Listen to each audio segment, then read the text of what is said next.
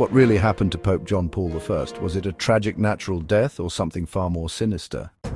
On the night of September 28, 1978, the Vatican was rocked by shocking news.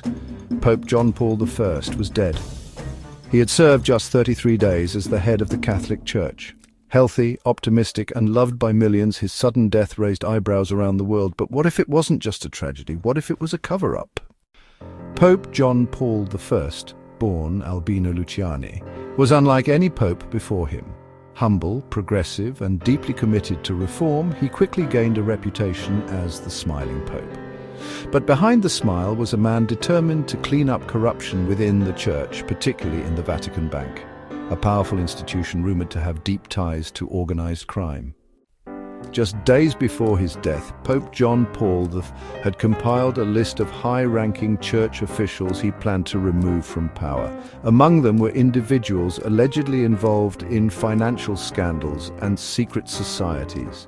He had also expressed concerns about the Vatican Bank's relationship with Banco Ambrosiano, a private bank with links to the Mafia and the mysterious Masonic lodge Propaganda Due, better known as P2. Then suddenly he was gone. The Vatican's official explanation was a heart attack, but no autopsy was ever performed.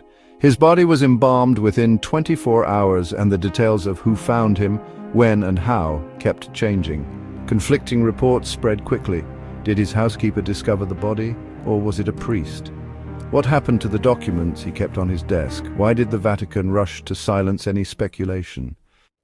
Over the years, several whistleblowers and insiders have suggested that John Paul I was poisoned, murdered by those who feared his reforms.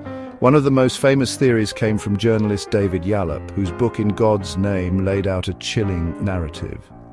Powerful men inside the Vatican orchestrated the Pope's death to protect their secrets. Yallop's investigation connected the dots between Vatican officials, the Mafia, and the mysterious death of banker Roberto Calvi, dubbed God's banker, who was later found hanging beneath Blackfriars Bridge in London. Calvi had also been linked to P2 and was believed to be involved in laundering vast sums of money through the Vatican Bank.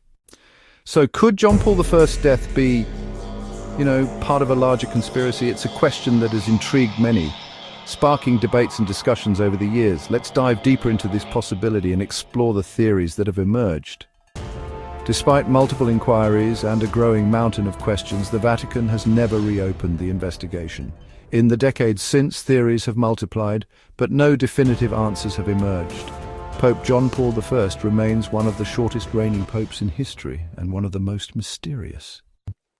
Today, his life and death continue to captivate historians, conspiracy theorists, and faithful followers alike.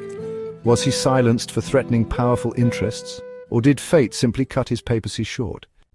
One thing is certain, the death of Pope John Paul had left behind far more questions than answers, and the truth may still be buried deep within the walls of the Vatican.